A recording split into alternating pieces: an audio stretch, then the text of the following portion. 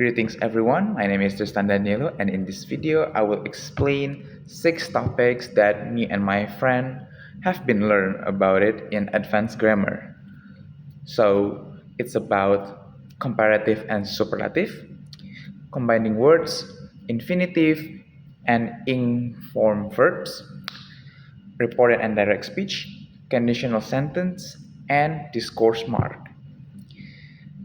But before we start, I would say that this explanation is combining Indonesian and English. Jadi saya campur bahasa Indonesia dan bahasa Inggris. I hope you understand, especially that even though this is a grammar explanation, I actually still kind of wrong in the grammatically things of it. So I hope that you understand at the end. So let's start it about comparative and superlative. So basically comparative and superlative itu tentang perbandingan intinya ya. Bedanya adalah untuk komparatif itu perbandingan dua hal saja, sedangkan superlatif itu perbandingan lebih dari dua hal. Jadi 3 smartphone, 4 komputer. Nah, lebih dari 2 intinya untuk superlatif. Biasanya untuk komparatif dan superlatif sendiri itu ditambahkan er dan st di bagian belakangnya untuk satu syllable atau suku kata gitu ya. Dengan st itu untuk superlatif, jangan lupa untuk menambahkan the ya, the pada awal kalimat begitu. Contohnya seperti bigger untuk perbandingan dua hal atau komparatif dan the biggest untuk perbandingan lebih dari dua hal atau superlatif gitu. Sama juga seperti faster and slow, the fastest, slower and the slowest gitu ya. Contoh kalimatnya sebagai berikut. This car is faster than that one. Atau iPhone 17 Pro Max is the biggest iPhone. Seperti itu ya. Nah, ada detail yang harus disampaikan karena ada beberapa kata yang bukan hanya menambah est atau er saja, namun berubah begitu. Seperti apa? Double konsonan ya. Thin jadi thinner atau the thinnest untuk superlatif. Sama juga seperti big, bigger yang seperti contoh awal gitu. Tentunya kata yang berakhiran y diubah menjadi i ya, seperti happy jadi happier atau the happiest, easy jadi easier atau the easiest. Seperti itu. Untuk kasus 2 syllable, itu sebenarnya fleksibel. Jadi kalian bisa menggunakan happier atau more happy, simpler atau more simple. Seperti itu. Contohnya adalah, this case is simpler than people expect.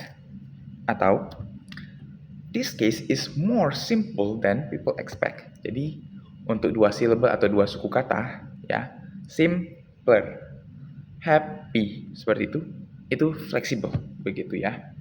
Bedanya adalah, correct me if I'm wrong, that the simpler ya, you put er is more formal and also more ringkas begitu, dibandingkan more simple pastinya, gitu ya. We also have the comparative part, ya. We usually add more, ya, jadi kita menambah kata more jika membandingkan dua hal dan most untuk dua hal, lebih dari dua hal, seperti ya, superlatif begitu ya. Dan apabila kalimat tersebut memiliki lebih dari 2 syllable atau suku kata gitu. Seperti apa? More interesting atau the most expensive. Contoh lebih panjangnya lagi itu ada, this movie is more interesting than the previous one. Atau iPhone 17 Pro Max, balik iPhone, is the most expensive iPhone available in the market. Begitu ya. But there's also irregular forms that we need to remember. Oke, kita perlu ingat karena ini tidak sesederhana kita tambah est atau r begitu ya. Contohnya ada good, better, best. Atau bad, worse, worse. Begitu. And same like comparative and superlative, we also could put a negative in this structure, like less interesting or the least difficult, begitu. Dalam komparatif dan superlatif, kita juga bisa mengganti kata than jika lawan sudah tahu apa yang dibandingkan atau dibicarakan dalam perbandingan tersebut. Seperti apa? It's getting colder, which means that the meaning is colder than before. Or the situation became worse. It means that worse than before. Begitu ya. There's also a pattern that often being used in comparative and superlative. For example, that the comparative is the plus comparative structure. For example, the more you study, the better you understand. Like that, okay? Next part is intensifier, atau kata keterangan yang memperkuat atau melemahkan kata sifat atau keterangan lain, begitu. Seperti much better, far more expensive, atau this phone is much better. Seperti itu. Ada juga kata in versus of, seperti the largest city in Indonesia, the best student in the class, the tallest of all students, the best of the three options. Seperti itu. So that's it for the first topic, that is comparative and superlative. I hope you understand. Now next we go to combining words. Intinya ini adalah teknik menggabungkan beberapa kalimat pendek jadi sederhana dan jadi satu kalimat yang lebih kompleks, efektif, dan bervariasi. Begitu. Tujuan adalah bikin kalimat panjang untuk terasa lebih mengalir, tidak kaku atau patah-patah, dan menunjukkan hubungan logis antar ide. Seperti itu. For example, common chunks is you are welcome. By the way, I don't think so. I would like blah blah blah. Sounds familiar, right? Ada juga kata yang tidak bisa diubah, so this words or this sentence could not be changed because it's already being there since the beginning. For example, how do you do? Nice to meet you. Long time no see. Sounds familiar again, right? Dan karena tidak bisa diubah, ini jadinya sangat familiar. Karena kalau misalnya diubah, itu rasanya seperti tidak natural. Contohnya, nice meeting you very much. It's weird, like you hear that it's like weird to hear that words, gitu. Ada juga ungkapan yang maknanya tidak bisa dipahami hanya dari kata-kata secara langsung. So you could not understand it by literal, and it's been called idiomatic expression. For example, a piece of cake, break the ice, spill the beans. A piece of cake, it means that it's very easy. Break the ice is start a conversation. Spill the beans, it means that reveal the secret. Nah, idiom ini tidak bisa diubah juga karena sebuah rangkaian yang tidak bisa kan. I don't know why, but the native speaker doing that thing. So it's already being there. Nah, sekarang kita masuk ke part collocation. Jadi intinya collocation adalah rangkaian kata yang digunakan bersama-sama sehingga terdengar alami oleh penutur asli atau native speaker. Ada beberapa contoh collocation, collocation. Ada adjective plus noun. Contohnya apa? Fast food. Verb plus noun. Contohnya apa? Make a mistake. Noun plus verb. Snowfalls. Adverb plus adjective. For example, it's highly successful. And the last one is verb plus preposition. Listen to. Contohnya. Now we go to multi-word verbs. Intinya ini adalah kata kerja yang terdiri dari 2 atau 3 kata, biasanya kata kerja plus kata keterangan atau preposisi yang dianggap sebagai satu kesatuan yang makna. Contohnya apa? Give up, menyerah. Put off, delay. Gitu ya. Contoh kalimatnya adalah sebagai berikut. She give up smoking. Berarti dia menyerah untuk merokok, atau stop trying atau berhenti untuk merokok. Atau the meeting was put off. Rapat tersebut atau pertemuan tersebut telat atau terlambat karena delay gitu ya. Nah, multi-word nouns itu ada versi compound nouns. Maksudnya apa? Sama seperti multi-word, tetapi ini versi ada kata bendanya yang intinya sama, yaitu sebagai satu unit makna. Contohnya ada credit card, traffic jam. Seperti itu. Jadi multi-words ada yang kata kerja plus kata keterangan, tapi juga ada kata benda yang berfungsi sebagai satu unit yang sama gitu. Next part is sentence frame. Intinya adalah ini sebuah struktur semi tetap yang sudah menjadi bagian yang bisa diisi kata lanjutannya. Seperti would you like to coffee maybe, for example, or not only titik-titik but also titik-titik. The more titik-titik, the more titik-titik. Sounds familiar ini? Ya. Contohnya apa? The more you practice, the better you become. Not only is he intelligent, but he is also hardworking. Seperti itu untuk bagian sentence frame. Selanjutnya kita menuju word patterns atau pola kata. Ya. Ini berbicara soal struktur grammar. Beberapa kata ini bisa dibilang hanya diikuti oleh struktur tertentu, dan namun jika dilanggar, kalimat tersebut bisa salah secara tata bahasa atau grammar begitu. Contohnya apa? I want a drink. I want to leave. Bukan I want that she comes. Ya, itu salah begitu. Yang kalimat terakhirnya. Atau she is good at math, ya. Bagian salahnya adalah she is good in math, ya, begitu.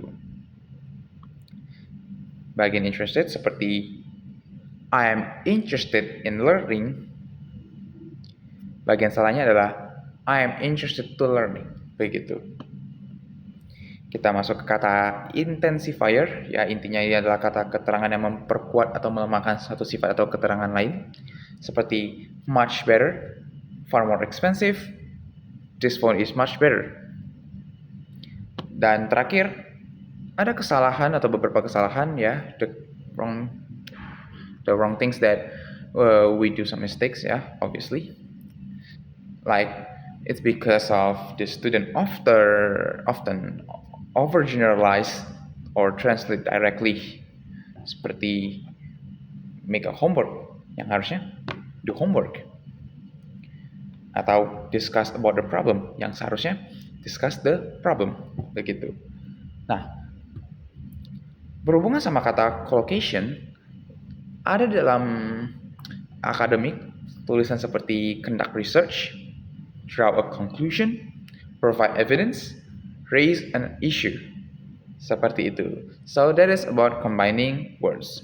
Now next is about infinitive, ing forms, and bare infinitive. This is already 14 minutes. I still have a lot of times. Jadi intinya ini adalah kata yang tidak terikat dengan waktu atau tenses. Mereka juga tidak berfungsi sebagai kata kerja utama untuk menunjukkan waktu, melainkan sebagai kata benda, kata sifat, atau kata pelengkap. Begitu. Ini penting karena pilihan grammar yang berbeda bisa menentukan makna yang berbeda. Jadi sekalipun kalimat yang sama, tetapi itu bisa berbeda, begitu. For example, infinitive, there's type of two version. The first one is full infinitive. Rumusnya to plus base verb. Seperti to eat, to study, to improve. Then there also bare infinitive. It's basically just a base verb only. Eat, study, improve. Begitu. Ada beberapa pola dan jenis yang digunakan dalam infinitive, ya. Yang pertama ada infinitive after verb. So the structure is to plus verb, ya. Agree, decide, want, hope, and etc. Contohnya, I decided to study abroad. Tahu, she promised to call me. Gitu. Untuk structure, verb plus object plus to plus verb, itu ada she asked me to help her, atau the teacher told us to be quiet. Jadi biasanya common verb in this structure is ask, tell, advise, allow, force, invite, and persuade, gitu ya. Selanjutnya ada infinitive after adjective. Strukturnya sebagai berikut, ada it plus be plus adjective plus to plus verb. For example, it is important to understand grammar, atau it is difficult to learn a new language. Nah, untuk infinitive after question, ya, strukturnya sebagai berikut. Question word plus to plus verb. Contohnya apa? I don't know what to say. Atau she decided where to go. Begitu. Ada juga infinitive for purpose. Jadi kita menggunakan ini untuk menanyakan hal begitu, untuk tuju satu hal begitu ya. So, for example is I went out to buy coffee. Atau she called to apologize. Seperti itu. Nah, selanjutnya ini adalah inform. That's basically a verb plus ing that have a two function. The first is being a gerund, ya.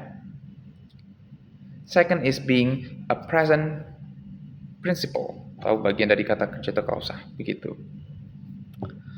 For example, she is studying, ya, dia sedang belajar, begitu. Nah, inform ini juga ada beberapa pola bisa dibilang dan jenisnya. Contoh, ing after verbs. For example, I enjoy reading novels. She avoided answering the question, and they suggest meeting tomorrow. Begitu. Ada juga ing after proposition. Ing after proposition itu jika kamu meletakkan kata kerja, ya, tepat setelah preposisi atau seperti in, on, at, for, etc., maka kata kerja tersebut wajib ditambahkan ing, gitu. Nah, seperti contoh berikut, she is interested in learning. Jadi kita tambahkan ing setelah dari in-nya. Jadi learn-nya kita ubah jadi learning, gitu. Thank you for coming. She left out without saying goodbye. She apologized for being late. Seperti itu. Selanjutnya ada ing as subject. Ya, jadi jika kita ingin mengatakan suatu aktivitas, konsep gitu ya, atau fakta umum di awal kalimat, kita bisa mengubah kata kerja tersebut dan menambahkan ing. Nah, seperti apa? Reading improve vocabulary. Smoking causes cancer. Seperti itu. Nah, being noticed that nambahkan ing di belakang is more natural as a subject than infinitive. Begitu. Selanjutnya kita bicara soal different meaning, ya, meaning differences dari suatu kata. Salah satunya adalah try. Ya, di advanced grammar ada beberapa kata yang kita bisa ubah bentuknya, begitu ya. Ada dua, to infinitive dan ing. Tapi maknanya bisa berubah total. Contoh, rumus try plus to plus verb itu menunjukkan suatu effort. Contoh, he tried to open the door. Tapi try plus ing itu menunjukkan suggestion atau dugaan gitu. Try opening the window. Selain try juga ada stop, yang mana stop plus ing it means that you quit from the action gitu. Keluar dari tindakan tersebut. Contohnya apa? She stopped smoking. Nah, kalau misalnya kita stop plus to plus verb, itu artinya kita berhenti sejenak karena ada suatu alasan. Contoh, she stopped to smoke. Jadi ya dia cuman pause aja gitu. Tapi akan melanjutkannya ketika tujuannya sudah selesai. Remember or forget itu juga bisa berbeda makna tergantung Anda menambahkan to atau menambahkan ing. Contohnya apa? Remember to lock the door. It's about future responsibility, ya. Remember plus ing is about memory of past. Contohnya, I remember locking the door. Sama seperti remember, forget plus to plus verb. It's about fail to do. So, for example, I forgot to call her. Jadi, dia gagal melakukan hal tersebut gitu karena lupa gitu. Nah, forget plus ing, ya, you just blank without, it's really forgot, gitu. Kayak lupa banget, susah. Gitu. Seperti apa? I forgot calling her. Regret juga sama, ya. Regret plus to plus verb is also it's about formal announcement. We regret to inform you that the Jedi Order has fallen. Contohnya begitu. Atau regret plus ing, ya. Itu bicara tentang penyesalan di masa lalu, seperti I regret telling him the truth gitu. Ya dia menyesal, dia dahulunya memberitahu kebenaran, entah kebenaran apa gitu misalnya. Nah, the last section in this topic is about bare infinitive. Jadi bare infinitive ini yaitu tentang kata kerja bentuk dasar seperti itu, verb one, yang digunakan tanpa kata to. Ya, berikut ada 3 situasi. There's 3 situation that kamu harus menggunakan bare infinitive gitu ya. The first one is setelah model verbs, ya. Semua kata kerja bantu wajib diikuti dengan bare infinitive. Jangan pernah kita menambah to atau akhiran ing atau s setelahnya begitu. Contoh, she can swim. You must live, bukan you must to live, ya, gitu. Nah, setelah itu ada juga yang kedua, setelah kata make dan let atau yang berbentuk causative gitu. Pola ini digunakan untuk berbicara tentang menyuruh atau membiarkan orang lain melakukan sesuatu. Contohnya, make itu menyuruh atau memaksa ya. Kayak he made me cry, dia membuatku menangis begitu. Atau let ya, membiarkan atau mengizinkan. She let him go, dia membiarkannya pergi begitu. Nah, meskipun ini catatan, meskipun di masa lalu ya made atau let ya, kata kerja selanjutnya tetap berbentuk dasar atau verb one gitu. Nah, yang terakhir adalah verbs of perception, kata kerja indera begitu ya. Kita menggunakan bare infinitive saat kamu sedang melihat, mendengar begitu seluruh kejadian sampai akhir. Nah, kata kerja tersebut yang meliputi kata-kata seperti see, hear, watch, feel, and notice. For example, I saw him leave. Saya melihat dia pergi gitu. Dia mulai meranjak pergi dan sampai benar-benar pergi begitu. Atau we need someone scream. Gitu ya. Kami mendengar suara teriakan itu secara utuh gitu. Bare versus ing ya di perception ya. Nah, untuk bare infinitive tersendiri itu menggunakan kata verb one. Biasa jika aksi tersebut sangat cepat atau jika kamu melihatnya kejadian tersebut sampai selesai gitu. Seperti contoh, I saw him jump. Ya, maksudnya adalah kejadian singkat sekali kayak sepintas saja begitu. Kamu melihat dia melompat sampai mendarat lagi, kejadian itu secara utuh kamu bisa ceritakan begitu. Sedangkan ing form itu action in progress atau ongoing, jadi sedang dalam proses dimulainya begitu ya. Contohnya, I saw him jumping. Maksudnya adalah kamu lewat, menoleh, melihat di dalam posisi melompat-lompat begitu. Belum semuanya finish dan faktanya bahwa kamu sedang melihat tersebut begitu. There's also about complex form ya. Dari infinitive dan ing form digunakan untuk menunjukkan waktu yang lebih lampau atau mengubah kalimat pasif. Contoh perfect infinitive, rumusnya to have plus verb, tujuannya untuk menunjukkan bahwa tindakan tersebut terjadi sebelum waktu pembicaraan saat ini gitu. Contoh, you seems to be forgotten gitu. Maksudnya adalah dia sudah lupa kejadian sudah terjadi sebelumnya. Nah, ada juga passive infinitive, to be plus verb 3. Nah, tujuannya itu untuk apa? Untuk mengubah fokus kalimat dari yang pasif menjadi pasif, bukan seperti melakukan tindakan begitu. Contohnya apa? He wants to be promoted. Jadi dia ingin dipromosi, bukan dia yang mempromosikan orang lain begitu. There's also mistakes that we got from common errors. Ya, contohnya ada she allowed me going, padahal aslinya adalah she allowed me to go. I'm interested to study, padahal yang aslinya adalah yang benar adalah I'm interested in studying. Begitu. Next, I'm gonna explain the next topic, and that is reported and directed speech. Intinya sederhana. Reported itu adalah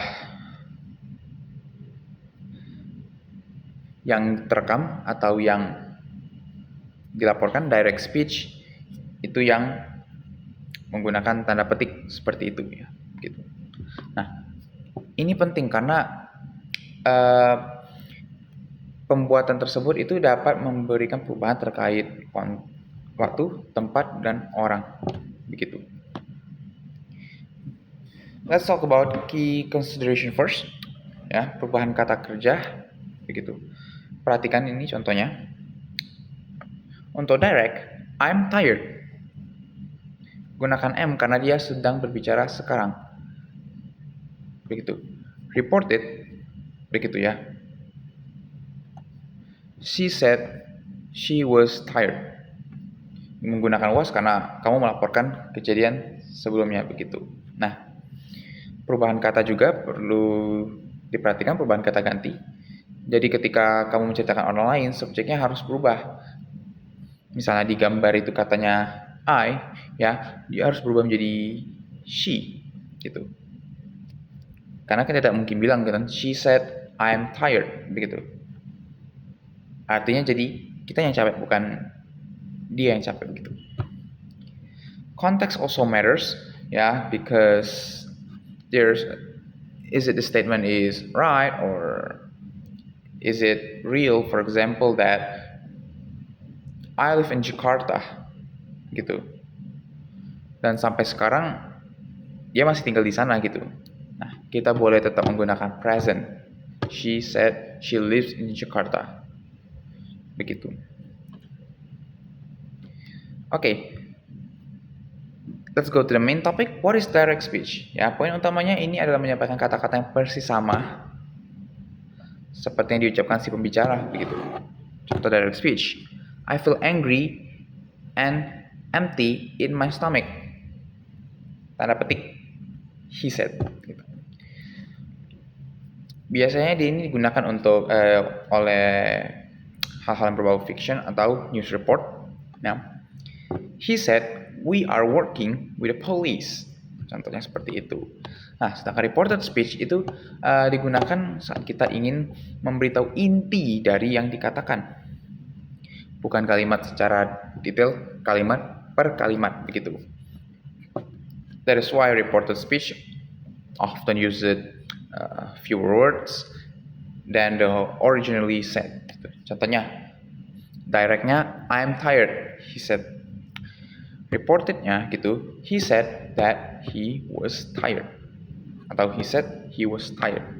Tergantung formal tidak formal aja gitu.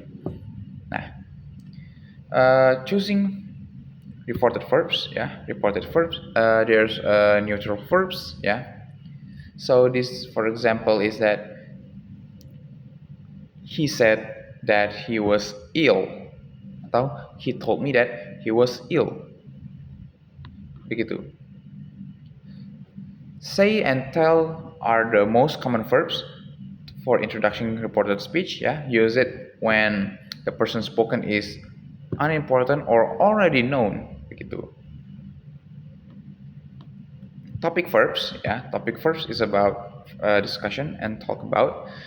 These are used to report, and the topic is rather than the exact work spoken. For example, is that we talk about when the project started, we discuss the news, atau incorrect, we discuss that she was ill gitu. Non-attitude verb, ya. Non-attitude verb, verbs like add, answer, explain, reply, mention are used when we want to report information without commenting on the speaker's attitude. So, for example, she answered my question. She explained where the event was happening. Nah, other verbs and expression that being used itu ya. Jadi the verbs are not primarily used for reporting. Some verbs like wanted to know, thought, ask are used to report what people have said, even though they aren't typically used for reporting speech begitu. For example, the caretaker want to know that what time we were leaving, atau they thought it was a good idea. Choosing tense form ya. Dalam reported speech ada namanya aturan backshift, mundur satu tingkat ke masa lampau. Because ya, karena cerita kita menceritakan kembali sesuatu yang sudah diucapkan di masa lalu, maka waktunya harus diikut mundur agar masuk akal. Contohnya ada present tense. Jika diubah jadi past tense, ya, jika ucapan aslinya berbentuk present, ya saat dilaporkan diubah menjadi past tense atau lampau gitu. Contoh directnya, I don't eat meal. Itu presentnya. Sedangkan di report ya, she said she didn't eat meal. Gitu. Logikanya adalah kita menceritakan kejadian yang sudah diceritakan sebelumnya begitu, sesuatu yang sudah terjadi saat dia bicara sebelumnya. Past tense jadi past perfect. Ya. Directnya ada I saw her.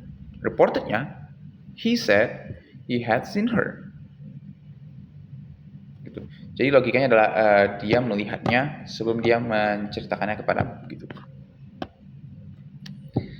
Choosing between past simple and past perfect ya. We often use past simple for a sequence of event when the timing is clear. For example, he said he was hit over the head with a hefty object. Itu past simple-nya. Nah, sedangkan past perfect, he said he had been hit over the head before. Seperti itu. There's also a transformation rule yang masih berhubungan sama backshift rules ya. This learn how to mechanically convert direct speech to reported speech by following a set of backshift rules. For example, present change to past ya. I don't eat meal. Diubah menjadi she said she didn't eat the meal. Begitu. Nah, past simple change to past perfect. Contohnya, I saw her. Diubah jadi he said he had seen her. Begitu. Changes in time and place pronouns ya. Changes in time, place and pronouns ini contohnya sebagai berikut. Here become there, now become that. I becomes he or her gitu. Example in context ya, directnya sebagai berikut. One day you'll understand why we worry about you now. The report, my friend always told me that one day I would understand why they worried about me in those days. Seperti itu. And the last part is modal verb and tenses ya. Modals in reported speech. It's like can, maybe, must change when converting to reported speech. Ya, can becomes could. I can see them. Jadi she said she could see them. May before becomes might. We may go there later. Berubah menjadi she said they might go there later. Gitu. At the end of the day, ya, direct speech itu kutipan kata demi kata persis aslinya. Reported speech itu menyampaikan inti pesan dan rangkuman saja. Begitu. Untuk menguasai reported speech wajib menguasai 3 hal ini, yaitu tenses, reporting verbs, and pronoun. Ini sangat penting karena berguna untuk menulis cerita, berkomunikasi, memahami konteks dalam pembicaraan, mau situasi formal ataupun santai. Seperti itu. We go to the next topic, the 5th topic. This is 36 minutes. Man, it's more longer than I would expect. Now let's talk about conditional sentence. Jadi kalimat yang digunakan untuk membicarakan suatu kemungkinan atau hasil. Begitu. Intinya kalimat ini selalu memiliki pola jika kondisi ini maka akan begini, begitu. For example, if it rains, I will take an umbrella. Begitu. Nah, untuk kita mengerti the different types of conditional sentences, we need to learn the structure and usage in this context, gitu. Because there's a lot of mistakes by commoners, who learn this topic, gitu. Jadi ada beberapa jenis conditional sentence, ada zero conditional, first conditional, second conditional, and third conditional. The first one is zero conditional. It's being used to express general truth or fact. Jadi menceritakan tentang kenyataan aslinya dan fakta aslinya gitu. For example, if you mix red and yellow, you get orange. Dan emang faktanya kalau kamu campurkan warna merah dan warna kuning, itu akan menjadi orange gitu. Nah, rumusnya sebagai berikut. If plus present tense, strip present tense, begitu ya. Untuk first conditional, it's being used for real and possible situation in the future. For example, if I finish my work like this, I will go for a walk. Strukturnya atau rumusnya, if plus present tense, will plus base verb. Begitu.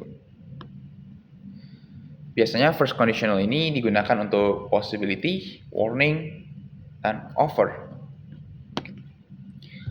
Second conditional, it's used for hypothetical situation that are unlikely or impossible. Contohnya adalah, if we reach, I would travel the world. Strukturnya sebagai berikut, if plus past tense, would plus base verb. Begitu. Digunakan untuk mimpi atau saran begitu ya. Saranku kalau kamu begini kamu harus begini, mungkin gitu ya contohnya. Dan the last one is third conditional. It's used to express situation that didn't happen in the past and they're imagining the result gitu, kayak if I'd known I would have called you gitu contohnya, dengan struktur sebagai berikut atau rumus sebagai berikut. If plus past perfect, would have plus past participle. Biasanya digunakan untuk menceritakan penyesalan, regret gitu, atau alasan atau kesempatan yang terlewatkan gitu.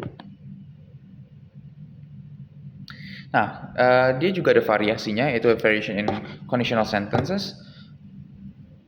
Other conjunction beside if gitu. Jadi kita bisa menggunakan konjungsi lain selain daripada if gitu ya. Contoh, as long as, useless, unless, provided, on condition, supposing, sejenisnya.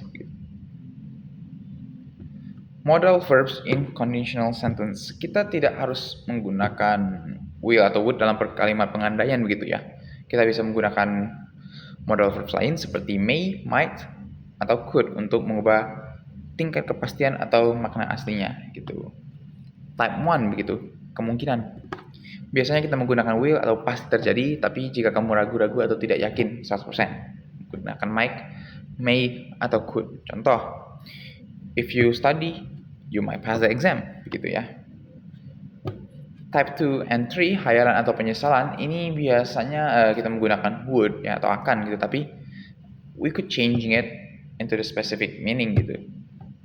For example, ya, if I had money, I could travel. Artinya, jika saya mampu, saya bisa jalan-jalan gitu.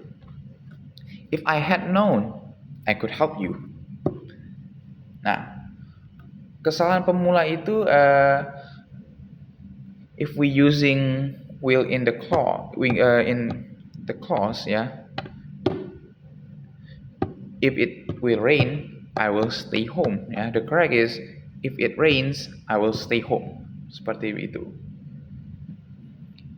But conditional sentences also contextual gitu. Jadi bisa digunakan untuk mengarahkan orang atau memperingatkan orang atau menunjukkan kebaikan. Seperti apa? If I were you, I would speak to the manager. Gitu. Nah, now let's talk about hubungan sebab akibatnya gitu ya. Dalam pengandaian pada dasarnya itu menjelaskan hubungan antara syarat dan hasilnya. Jika satu hal terjadi, maka hal lain akan mengikuti. Begitu. Ada 4 tipe utama. Kita punya 4 jenis begitu ya, conditional sentence. Ada 0, 1, 2, 3 dan masing-masing punya rumus dan fungsi yang berbeda-beda, mulai dari fakta ilmiah hingga penyesalan masa lalu. Begitu.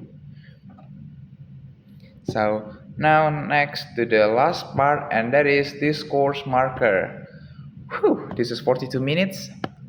Tapi intinya gini, discourse marker itu membantu hubungkan ide, mengatur bahasa, lisan atau tulisan ya, membimbing pendengar dan pembaca, serta menunjukkan sikap pembicara atau penulis begitu. Biasanya mengomentari keseluruhan klausa, kalimat, paragraf, atau rangkaian. Ini penting karena membantu kita memahami urutan, sikap penulis atau pembicara dalam menyampaikan argumen dengan jelas gitu. Namun kita tidak sepenuhnya bisa mengandalkan atau bertergantungan sama discourse marker karena maknanya juga sering kali disimpulkan dari konteks dan pengetahuan bersama begitu. What do discourse marker look like? Ya, discourse marker can be single word like anyway, finally, fortunately, prepositional phrase, in fact, on the whole, short clauses, what is more, atau I'm afraid. Adverb phrases like all the time, gitu ya. Nah, the main function of discourse marker is to give signpost logical relationship and sequence, manage conversation, influence how listeners or readers react, and express attitude towards what is being said or written. Gitu. This is showing that discourse marker are not just grammar items, they are tools of communication. Nah, di sini ada beberapa tipe dan di setiap tipe tersebut ada banyak cabangnya begitu. Terutama di tipe 1. Dan this type is called textual discourse marker. Intinya ini mengatur, membantu pembicara dan penulis menunjukkan urutan penambahan, kesamaan, perbedaan, sebab akibat, generalisasi, contoh, pengulangan, dan kesimpulan. Hal ini sangat penting dalam penulisan akademik dan struktur. Ya, if we talk urutan atau ordering points and numbering ya, the common markers for ordering points are firstly, secondly, finally, last, and lastly. In speaking, we also hear first of all, in the first place, last of all, gitu ya, to show the order of event in the moment gitu ya. Second is adding information.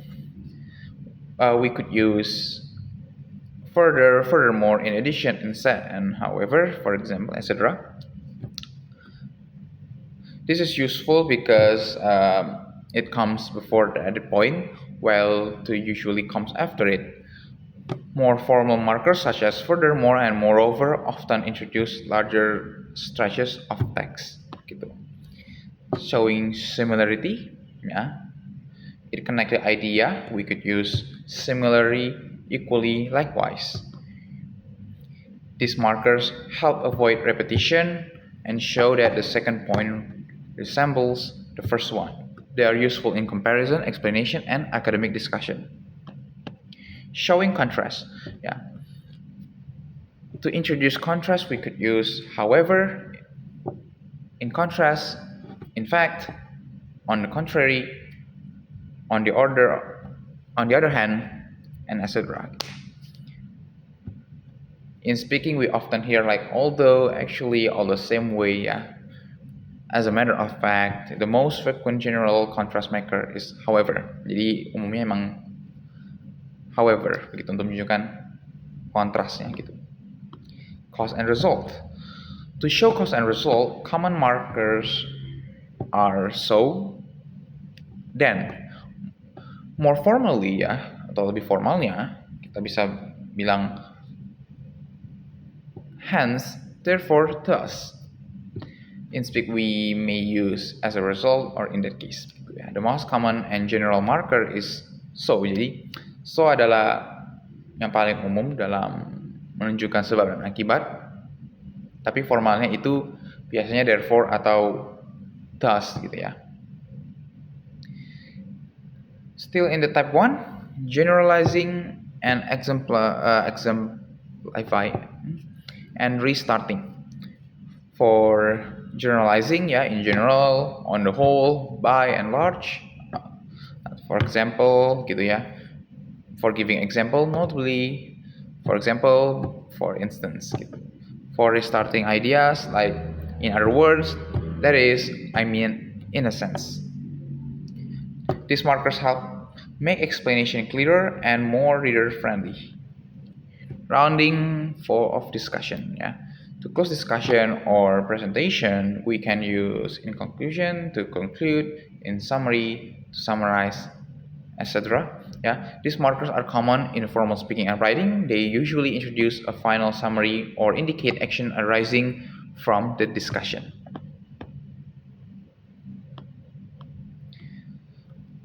There's a type 2, conversation management discourse markers. Ya, jadi ini membantu pembicara untuk mengelola interaksi atau membantu negosiasi, ya. Giliran bicara, memantau perhatian, dan bereaksi terhadap apa yang dikatakan orang lain, dan menjaga percakapan tetap berjalan. Common example-nya itu ada actually, anyway, by the way, I mean, okay, now, so, well, yes, and etc.